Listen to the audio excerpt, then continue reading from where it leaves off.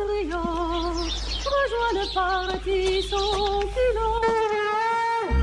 Citoyens, citoyennes, on vous court. Des citoyens propres dans une ville propre, nos enfants nous regardent. Pour l'honneur, pour servir, pour la gloire, nous avançons. Je suis un citoyen ordinaire. Citoyen, soldat, frère, père. Voyons. C'est mon devoir de citoyen. Je n'ai fait qu'une voix.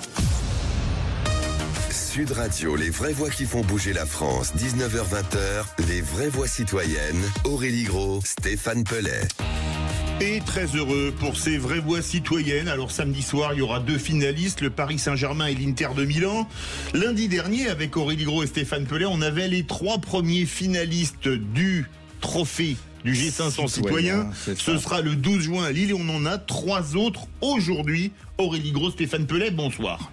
Bonsoir à vous, Philippe David. Vous êtes plus anxieux, je parie, pour le trophée du G500 citoyen que pour PSG Inter Milan. Ah, totalement. Parce et vous, que Stéphane ? c'est 6 associations formidables dans des champs totalement complémentaires pour nos citoyens.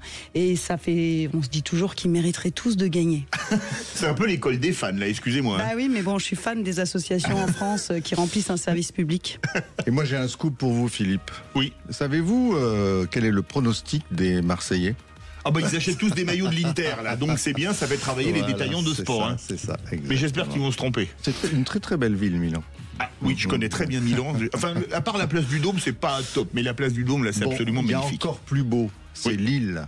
Ah, bien sûr. Oui, parce que la ville de Lille accueille les 12, 13, 14 juin prochains le 3e sommet citoyen. Vous vous rendez compte, après 2 éditions à Marseille, la 3e a lieu à Lille, avec tous les Hauts-de-France qui sont mobilisés, et un très très bel accueil d'ailleurs par la ville de Lille. Exactement, et on peut encore s'inscrire pour participer à ce magnifique sommet sur www.idéal-du6 citoyen avec un s.fr. FR, absolument, allez. Et la semaine prochaine, on vous donnera le programme complet.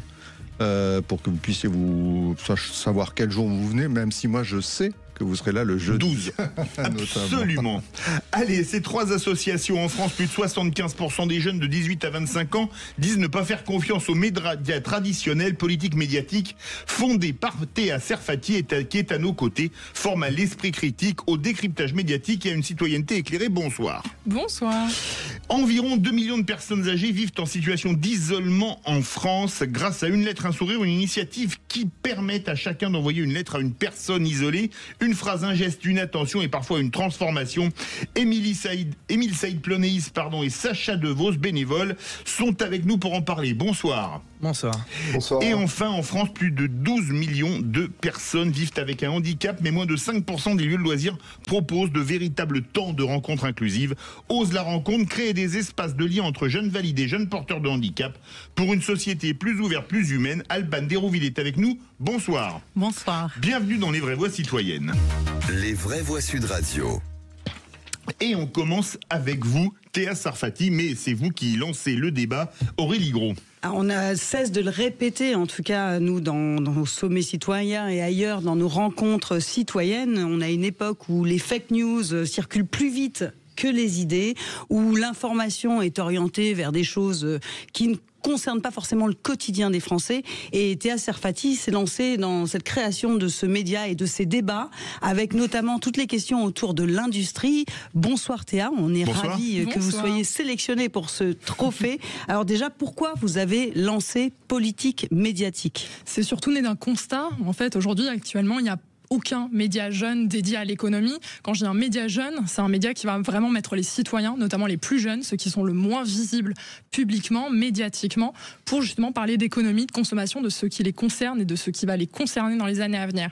Là aussi, on parle vraiment de questions de grande consommation, que ce soit le prix des billets de train. En fait, pourquoi on paye un billet de train à ce prix-là ? On en parlait précédemment. Parfois vraiment du simple au triple. Exactement, mais c'est pour ça il faut en parler aujourd'hui. Et pour en parler, quoi de mieux que le débat, et notamment le débat avec des dirigeants. Alors, comment se passent justement ces débats avec les jeunes et les dirigeants ? Et comment ils y accèdent ? Et comment ils y accèdent ? Exactement, via les réseaux sociaux, c'est accessible à tous, dans toutes les villes de France. Aujourd'hui, on a couvert Paris, Lyon, Rennes, Nice, c'est vraiment la Côte d'Azur. On a fait un vrai tour là-bas pour vraiment organiser des micro-débats.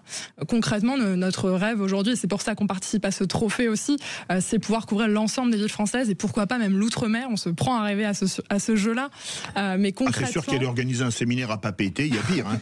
Je pense On viendra. Je pense que ça peut plaire. Moi, je Avec les réseaux sociaux, ça devient moins propose qu'on intéressant. fasse une délogue, et même Bora Bora, encore mieux, soit dit en passant. Mais c'est pour ça, concrètement, tous ont besoin aujourd'hui d'en savoir plus sur l'économie. Et pour s'inscrire à un débat, c'est tout simple, c'est via nos réseaux sociaux, @politique médiatique. On est sur Instagram, YouTube, LinkedIn, TikTok. On essaye de viser le plus de jeunes possible, Alors, et surtout justement, le plus de Français possible. Vous vous considérez comme un média? Exactement. On se considère comme un média aujourd'hui, Et même est-ce si que on est vous êtes uniquement sur considéré les par réseaux les sociaux. professionnels, les autres médias, comme un média?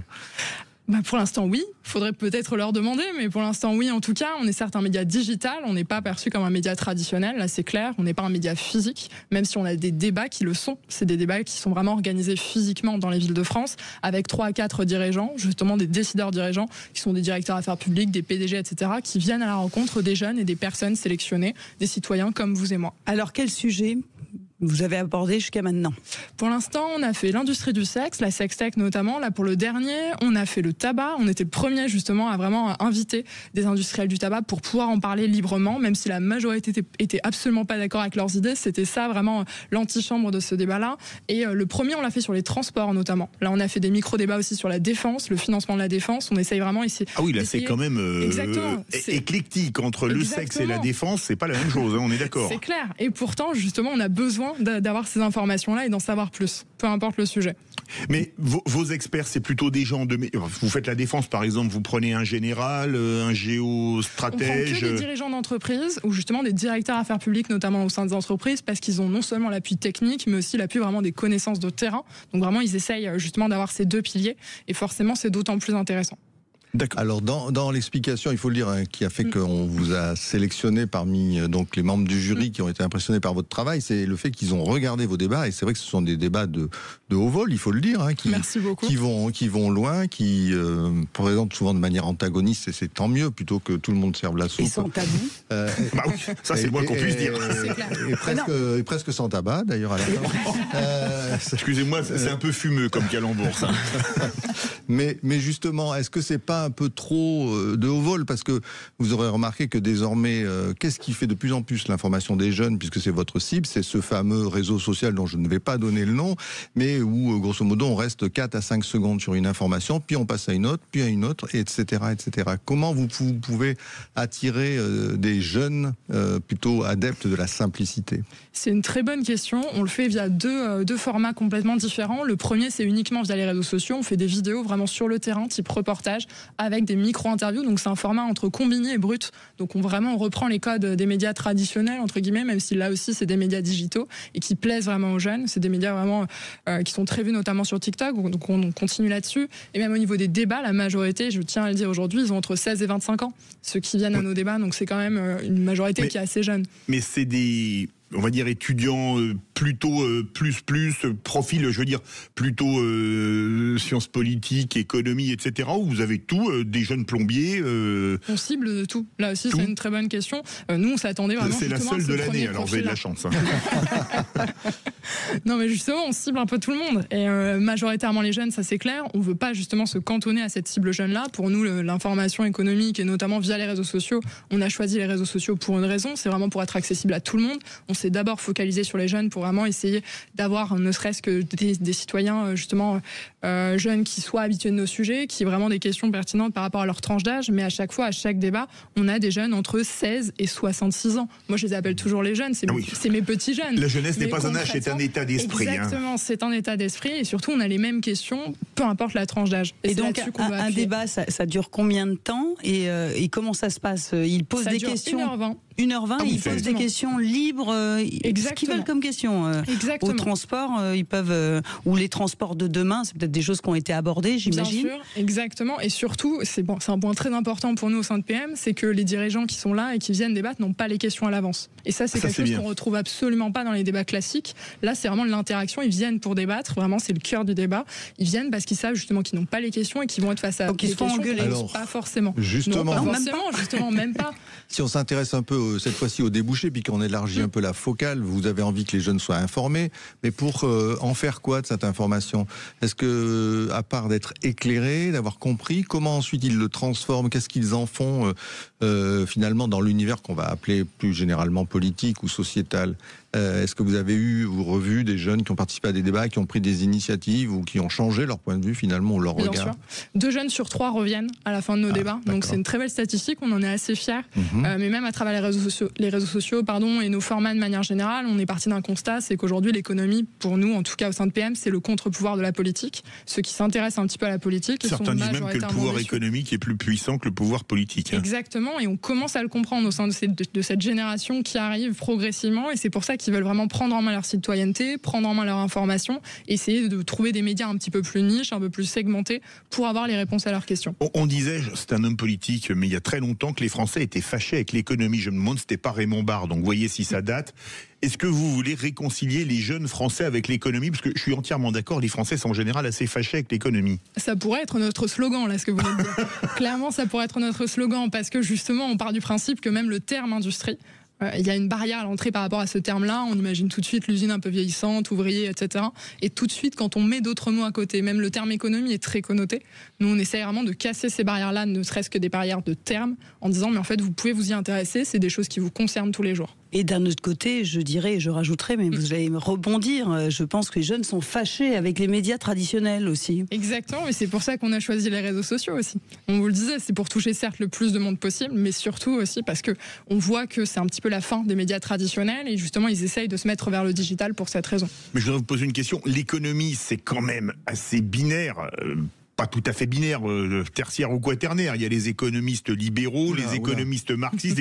Vous êtes plutôt sur quelle tendance? Vous invitez tout le monde à parler? Nous, on invite tout le monde. Justement, c'est vraiment l'essence même du débat, que ce soit à travers des formats vraiment purement digitaux ou à travers nos débats. Si vous avez une opinion, que ce soit dans le public ou vraiment au sein du débat même, vous pouvez poser vos questions, vous pouvez débattre, dire bah voilà, je suis pas forcément d'accord, même si j'ai pas tous les éléments de réponse. Je viens poser ma question, je viens apprendre, je viens comprendre, et à la fin, peut-être qu'on change d'avis. Et les débats sont retransmis en live direct ou pas? Non, ils ne sont pas retransmis en live. Là pas aussi, pour l'instant? Pas pour l'instant. On adorerait. Après, on pourra les peut-être... quelques dernières secondes pour la question fatigue. D'une part, en quelques secondes, comment on peut vous aider? Parce que ça reste quand même l'essentiel de ce que vous venez sur notre antenne. Et puis d'autre part, allez d'un mot, si vous deviez remporter ce trophée, ce serait pourquoi? Pour quelle raison? Déjà, vous nous aidez en nous recevant ici, forcément, et en parlant de nous, en parlant de nos réseaux sociaux, le fameux @politique médiatique que vous avez publié récemment. Oui. Mais même de manière générale, je pense que pourquoi voter pour nous aujourd'hui, je pense qu'il y a énormément d'associations qui ont été sélectionnées, qui font un très bon travail sur le terrain. Nous aussi, on ne va pas se comparer vraiment sur, pour moi, l'action qu'on va faire vraiment sur le terrain, ou même l'impact, parce qu'on a tout un vrai impact autour de cette table, et même ceux qui étaient là la semaine dernière. Mais concrètement, @politique médiatique, aujourd'hui, c'est 1,5 million de personnes touchées. Et on a envie de continuer ce combat-là. Merci beaucoup Théa Serfati, fondatrice de Politique Médiatique. De suite, on retrouve une association totalement différente, Une lettre, un sourire. Sud Radio. Sud Radio. Parlons vrai. Parlons vrai. Sud Radio. Parlons vrai. Sud Radio, les vraies voix qui font bouger la France. 19h-20h, les vraies voix citoyennes. Aurélie Gros, Stéphane Pellet. Et on retrouve bien évidemment Aurélie Gros, Stéphane Pellet pour cette deuxième partie des vraies voix citoyennes où on reçoit 3 nouveaux finalistes. Ce sera le trophée citoyen le 12 juin prochain à Lille. Stéphane Pellet. Donc l'Inter Milan et... Alors, pardon, je me trompe toujours d'émission. Bonsoir à toutes et à tous. Donc là, c'est le moment de la couleur jaune, puisque Une lettre, un sourire, c'est une très très belle association, mais qui a un truc marrant, c'est que tous ceux qui sont mobilisés ont tous un dress code particulier. Vous allez d'ailleurs nous en parler. Alors je crois qu'on a d'un côté Émile, c'est ça, et de l'autre côté Sacha qui est avec nous en studio.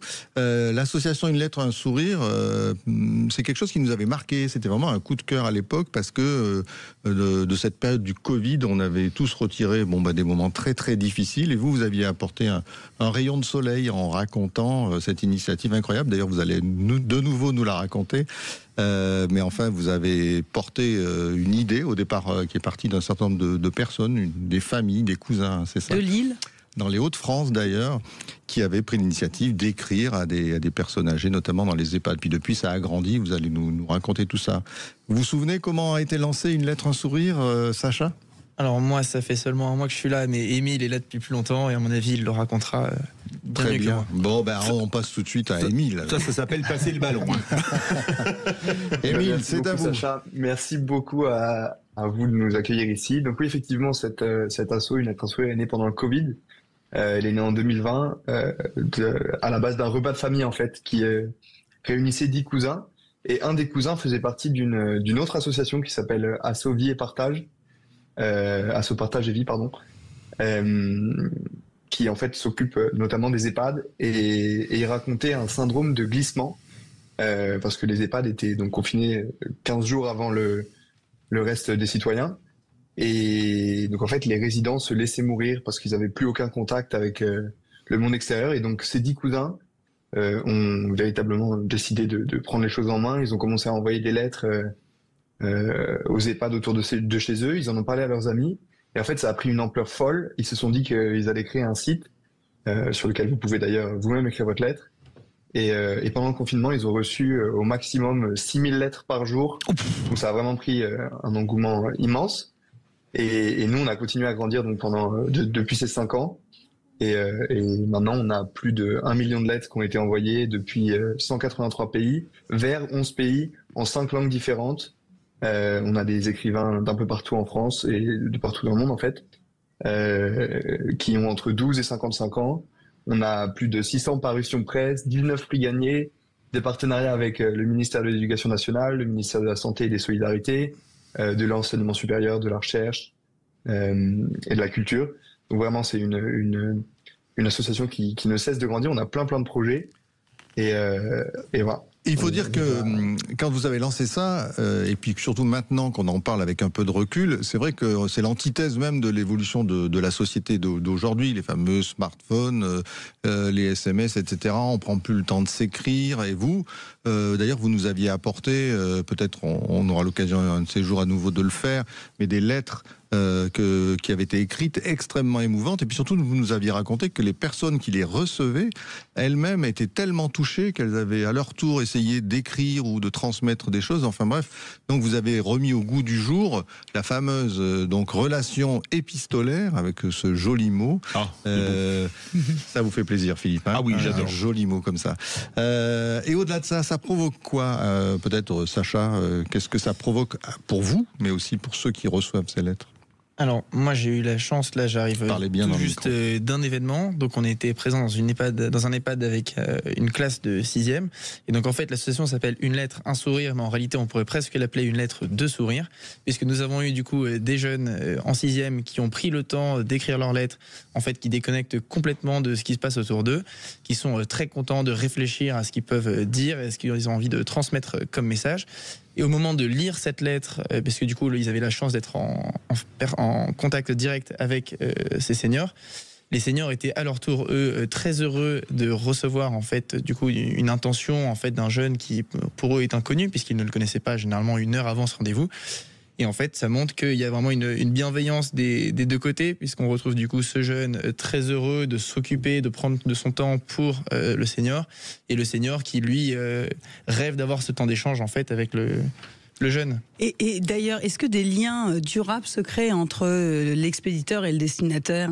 C'est déjà arrivé que des gens qui s'échangent des lettres, des jeunes qui écrivent après aillent à la rencontre d'eux ou continuent, en fin de compte, à converser par courrier? Alors oui, c'est assez fréquent. Là, on a eu un événement, par exemple, la semaine dernière, en partenariat avec la Fédération française de tennis, où on a fait rencontrer des ramasseurs de balles avec du coup des seniors en EHPAD qui sont venus dans un premier temps à Roland-Garros, et ensuite on a eu des ramasseurs de balles qui se sont déplacés du coup en EHPAD pour faire leur rencontre. Et en fait, tous les ramasseurs de balles au début de la compétition ont tous écrit une lettre du coup qui était destinée à des seniors. Et ce qu'on les invitait à faire, c'était de laisser une adresse en bas de la lettre à laquelle en fait les seniors peuvent à leur tour écrire. Alors l'expression, ça sera que vous donnez véritablement au mouvement associatif ces lettres de noblesse. Oh, bravo, comme c'est bien dit après épistolaire. Et voilà, vous avez trouvé le slogan d'une lettre, un sourire. C'est bien, ce soir c'est la soirée des slogans. Ah bah c'est bien, on prendra les droits d'auteur.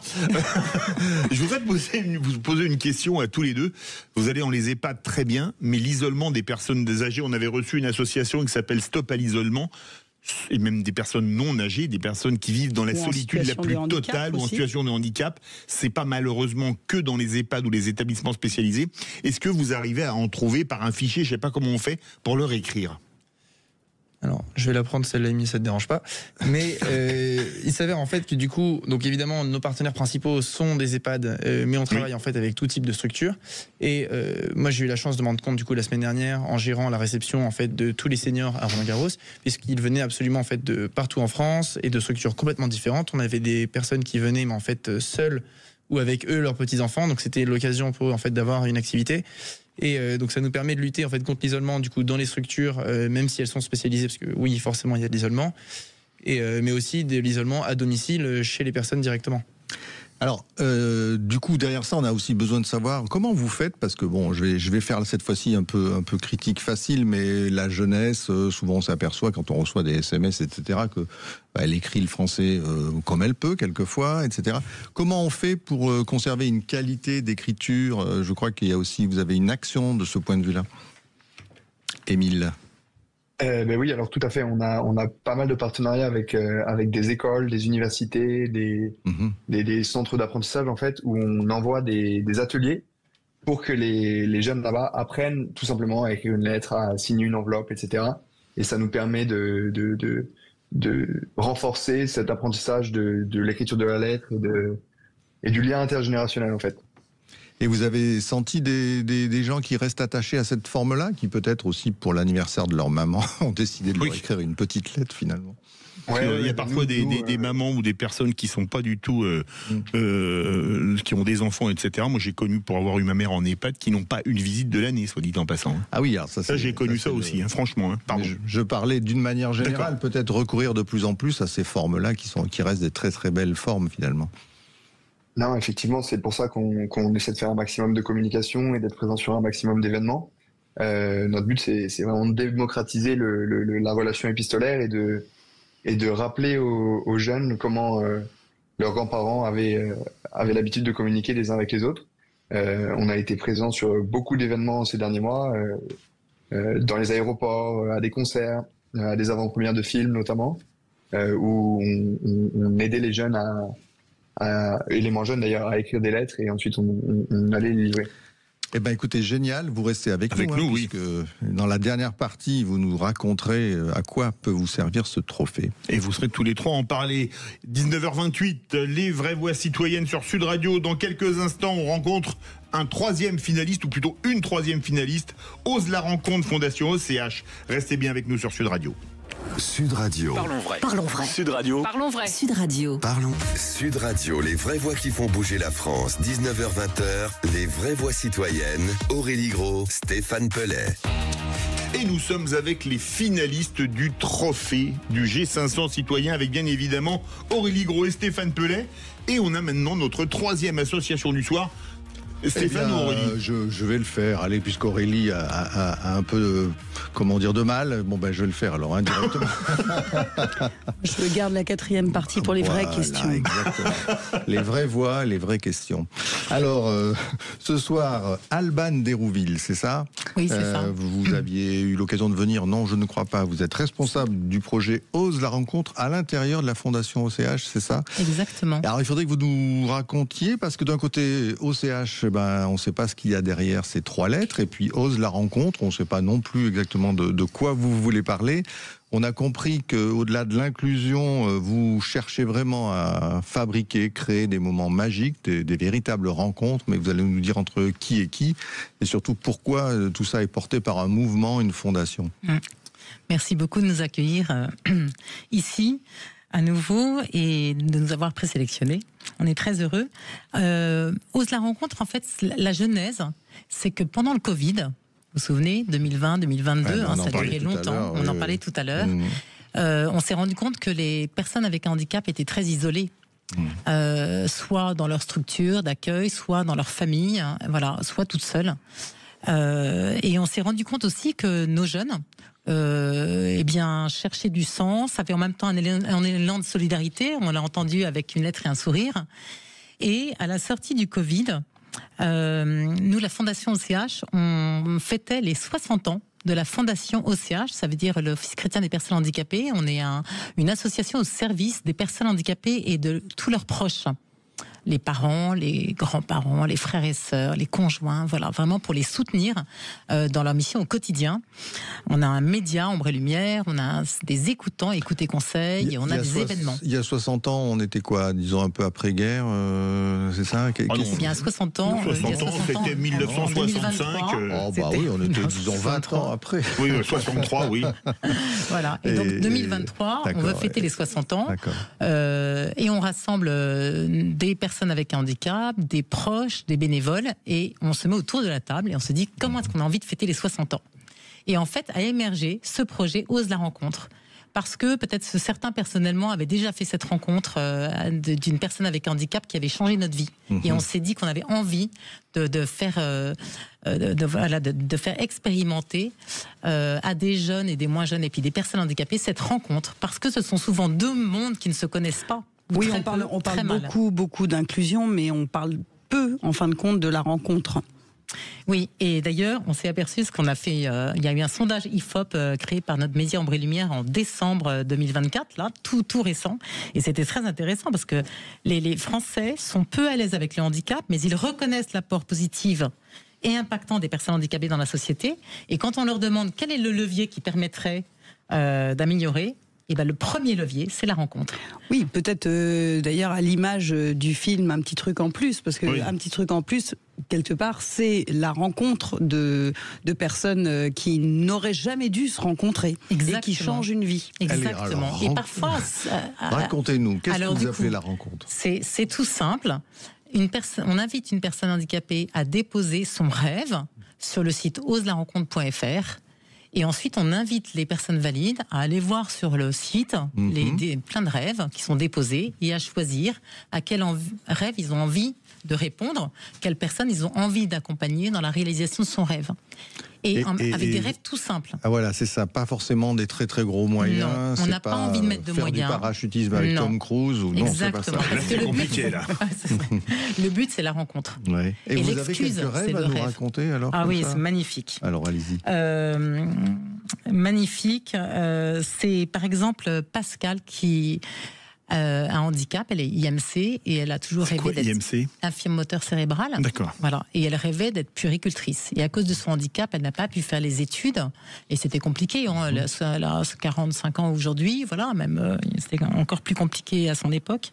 Et on l'a mise, et donc il y a une crèche qui a répondu à son rêve et qui l'a accueillie pendant une journée dans la crèche pour qu'elle puisse faire cette expérience du métier de puéricultrice au milieu de tous ses enfants. Les parents étaient d'accord, les enfants même, elle raconte combien un petit garçon est venu contre elle, parce que voilà. Et elle dit de cette expérience: vous n'avez pas réalisé seulement mon rêve, mais aussi rendu mes parents fiers et heureux. Ils sont âgés et ont traversé avec moi le deuil de ne pouvoir faire les études et exercer ce métier que je porte.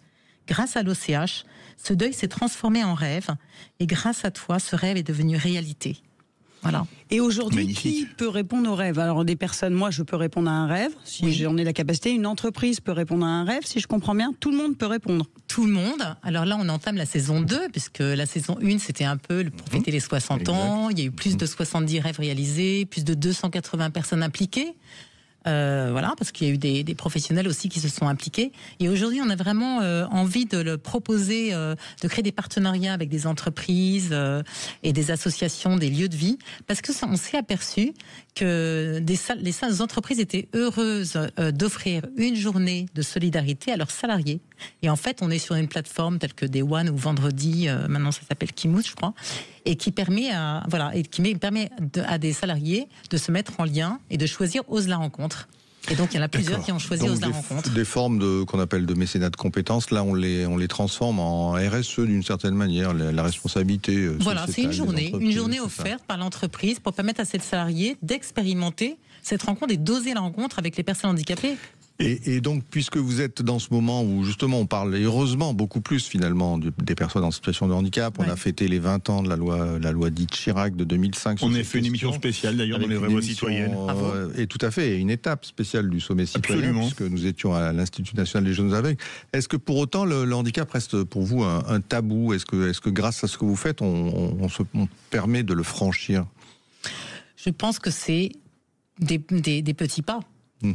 Et il faut que si chaque citoyen pouvait expérimenter rien qu'une rencontre, voilà, une rencontre d'une journée. Dans votre slogan, ose la rencontre. Faut expliquer ça. Pourquoi oser? Il faut un véritable courage pour ça. Il faut un peu oser. D'abord aller sur le site, oser répondre à un rêve. Et puis répondre au rêve, ça veut dire oser se laisser former par nous, parce qu'on on connaît un peu les personnes handicapées. On peut former, sensibiliser, donner des clés, répondre aux peurs. Je pense que beaucoup des concitoyens ont peur du handicap.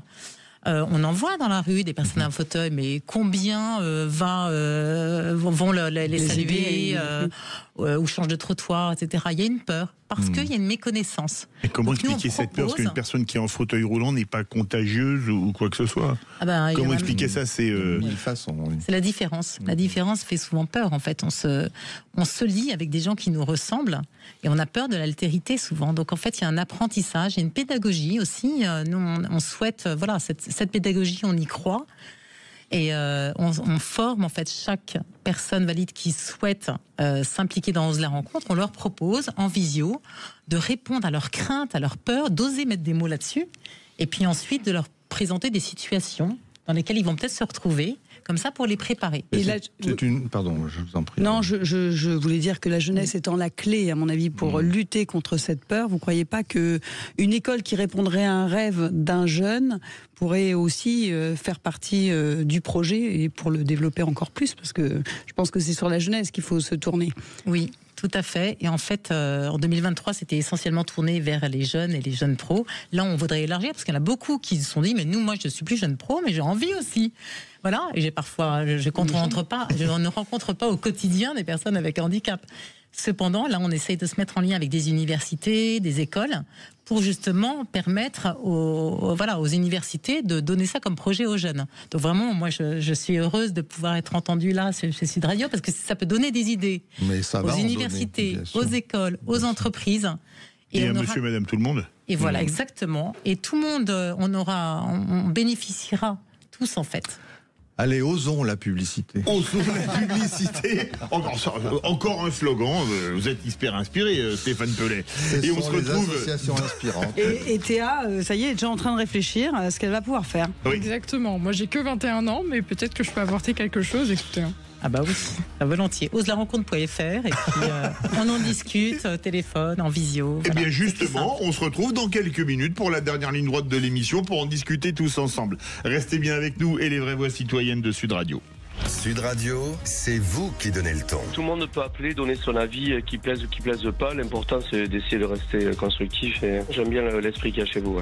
Sud Radio, parlons Sud Radio, les vraies voix qui font bouger la France. 19h-20h, les vraies voix citoyennes. Aurélie Gros, Stéphane Pellet. Retour des vraies voix citoyennes pour sa dernière ligne droite avec 3 finalistes du trophée du G500 citoyen. Ce seront les 12, 13 et 14 juin prochains à Lille. C'est à vous. Et on répète, donc, politique médiatique, une lettre à instruire, Ose la rencontre de la Fondation OCH. C'est important de le répéter et tous les auditeurs peuvent voter depuis quelques semaines maintenant, mais peuvent continuer à voter en ligne sur le site Sud Radio ou sur le site idéal-citoyen avec un s.fr. Mais allez voter, c'est important. Moi, j'ai une question à vous poser à tous les 4 maintenant, les trois associations, mais vous êtes 4. Qu'est-ce que vous attendez en fin de compte de ce trophée Sud Radio, puisque vous avez été sélectionné donc au nombre de 6 parmi les 100 associations qui ont répondu au concours. Qu'est-ce que ça va apporter pour vous? Une mise en réseau, un tremplin. Donc on commence par... Bon, comme c'était la première à parler, on va refaire dans l'ordre. Très bien, j'ouvre la danse, d'accord. Je pense que c'est tout ça à la fois en même temps, dans le sens où forcément il y a d'abord cette mise en avant par Sud Radio, où forcément il y a aussi 700 000 auditeurs qui nous écoutent actuellement. Ça peut être intimidant, mais c'est aussi 700 000 personnes qu'on touche forcément aujourd'hui, ce soir en tout cas. Et j'aimerais en tout cas faire peut-être une lettre ouverte justement aux citoyens qui nous écoutent, que ce soit des grands-parents, des tantes, des cousins germains, des papas, des mamans, des enfants, des jeunes, jeunes, des moins jeunes. Concrètement, si vous avez envie de mieux connaître l'économie, mais surtout la consommation et même les questions de manière générale que vous pouvez vous poser, il n'y a pas de questions bêtes. Et c'est pour ça aussi qu'on existe au sein de Politique Médiatique, c'est justement pouvoir répondre à toutes ces questions qu'on n'ose pas vraiment poser ou qu'on a envie de poser, mais on n'arrive pas à trouver la personne parfaite qui pourrait y répondre. Et c'est pour ça qu'on existe aussi. Émile Saïd Plonéis ou Sacha Devos, comme vous voulez, pour répondre à la même question. Alors je vais la prendre. Avant tout, c'est plus facile d'être en studio. Oui. Alors avant tout, Émile. forcément, c'est une visibilité, un public qu'on n'a peut-être pas l'habitude de toucher, qui est du coup sensible peut-être à notre association. Mais surtout, nous, on est dans une politique, on lance plein de campagnes actuellement, on essaie d'être présent dans toute la France, mais c'est pas toujours possible. Donc premièrement, pour recruter, c'est une possibilité. C'est clair. Mais aussi pour financer. Donc on essaie d'être présent dans tous les EHPAD à travers la France. Mais cela veut dire qu'il faut organiser en fait ce qu'on appelle nous des Smile and Go. Donc c'est des jeunes qui prennent un vélo et qui vont suivre un itinéraire, faire une quarantaine d'EHPAD par exemple en une vingtaine de jours. C'est ce qu'a fait une de nos collègues là pendant 2 semaines. Et en fait, pour maintenir une présence dans ces EHPAD, il faut qu'on ait forcément plus de moyens pour y aller. Et donc pour nous, c'est une réelle opportunité. Alban Lérouville, la réponse à la même question. Alors, qu'attendez-vous du trophée Sud Radio? D'abord, c'est toujours un prix qui n'est pas négligeable. Nous ne fonctionnons qu'avec des dons et des legs. Nous ne recevons aucune subvention. Et puis, c'est surtout une reconnaissance, un encouragement, une visibilité pour le projet, pour toucher aussi le maximum de personnes avec un handicap qui ne sont peut-être pas dans d'autres lieux. Voilà. Donc la radio est vraiment un excellent média. Je le confirme. Voilà. Et aussi pour les bénévoles, pour les accompagnateurs, pour toute personne qui souhaiterait répondre à ses rêves et accompagner, quel que soit leur âge, à partir de 18 ans. Et il y a des rêves qui attendent, comme visiter Notre-Dame, sortir en boîte de nuit, aller au cirque Bouclillonne, visiter une ferme de volailles et chanter avec d'autres. Voilà, par exemple, quelques-uns des rêves qu'on peut retrouver sur le site Ose la rencontre. Donc, on attend. Magnifique. Ah oui. Bon, écoutez, on a aussi une autre question à vous poser et puis il faut faire des réponses un tout petit peu plus courtes pour qu'on puisse faire tourner. Alors cette fois-ci, on va commencer par Émile. Est-ce que cette sélection parmi les 6 finalistes est déjà une victoire pour votre association? Et si vous répondez oui, on comprendra. Bien sûr, c'est toujours une victoire de faire parler de nous. C'est une victoire de présenter l'association à la radio. Il y a plein d'auditeurs et ça nous permet, on espère, de sensibiliser à cette cause qui est hyper importante. Écrivez à vos grands-parents, écrivez à travers notre site. Ça prend 2 minutes à se connecter et vous ferez une bonne action en écrivant une lettre. Alban, c'est à vous. Est-ce que c'est déjà une victoire d'être dans les 6 finalistes? C'est déjà une victoire. Et un grand merci à tous ceux qui ont voté pour nous, à notre équipe de com aussi.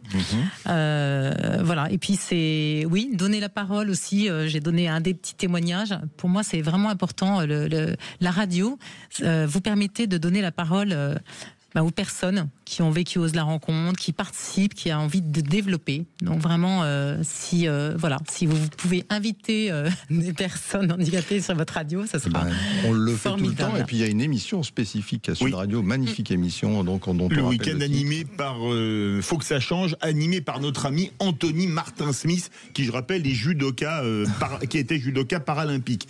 Est-ce que c'est déjà une victoire dans les 6 finalistes? Bien sûr. Vous avez vu, les finalistes, victoire. c'est à 2, mais là, 6, c'est bien.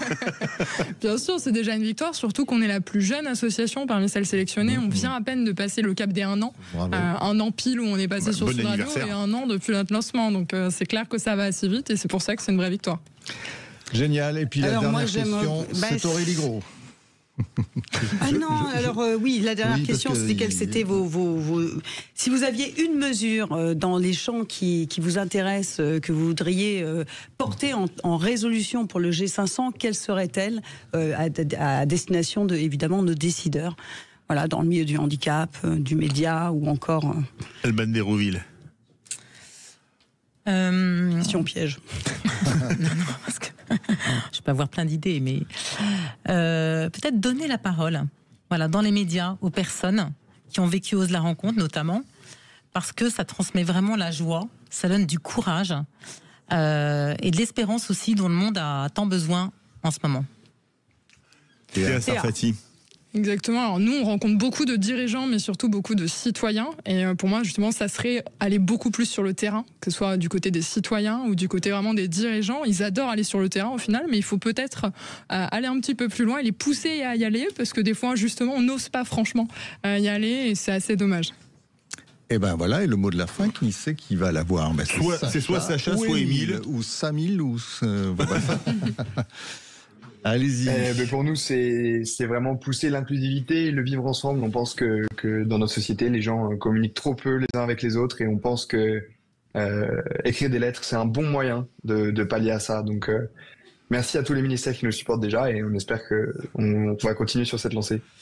Merci à vous tous. Et Aurélie Gros, vous allez rappeler les 6 finalistes. Les 6 finalistes, puisque maintenant il faut vraiment aller voter, je le rappelle aux auditeurs. Donc nous avions reçu la semaine dernière Cancer at Work, Le Vieux Biclou, Une voix pour elle, et ce soir, Une lettre, un sourire, Ose la rencontre et Politique médiatique. Donc à vos claviers, que le meilleur gagne, mais vous êtes déjà tous des gagnants. Tous invités au sommet citoyen. Et tous invités au sommet citoyen à Lille le 12, 13, 14 juin, comme l'ensemble des 700 000 auditeurs de Sud Radio, s'ils veulent rencontrer Philippe David en vrai. Tu parles. Merci beaucoup Aurélie Gros, Stéphane Pellet, Théa Sarfati, Émile Saïd, Plonéis, Sacha Devos et Alban Dérouville. On se retrouve évidemment demain à 10h, mais tout de suite, les vraies voix du rugby. Et comme dans les vraies voix du rugby, il y a vraie voix. Bonsoir. François Trio, bonsoir. Si je vous dis que les joueurs de Bordeaux sont rentrés heureux, alors que les joueurs de Northampton sont rentrés penauds, vous me dites quoi? Oui, on va en parler. C'est pas mal, ça, comme petit jeu de mots. Mais puisqu'il leur a mis 2 essais quand même, penauds. C'est un beau clin d'œil, effectivement. Mais on va effectivement revenir sur cette victoire historique de l'Union Bordeaux-Bègles, fêtée comme il se doit par le public bordelais. On en parlera d'ailleurs avec Mamad Diaby, un des joueurs de l'UBB qui sera avec nous, enfin un de ceux qui peut encore parler, qui a de la voix, et puis il y aura le patron de Sud-Ouest également qui nous parlera de cet événement pour la ville de Bordeaux. Voilà. Eh bien écoutez, c'était magnifique, c'était sur Sud Radio samedi après-midi, la victoire de l'UBB contre Northampton en finale de la grande Coupe d'Europe de rugby, le 5e club français à s'imposer après le Stade Toulousain, le CA Briviste, le Stade Rochelais et le RC Toulon. Le RC Toulon, c'était avant le Stade Rochelais. Allez, on se retrouve demain 17h avec Cécile de Bénibus pour les vraies voix. Nous on se retrouve lundi prochain 19h, mais tout de suite les vraies voix du rugby avec François Trio et sa bande. Sud Radio à votre service. Avec Fiducial, une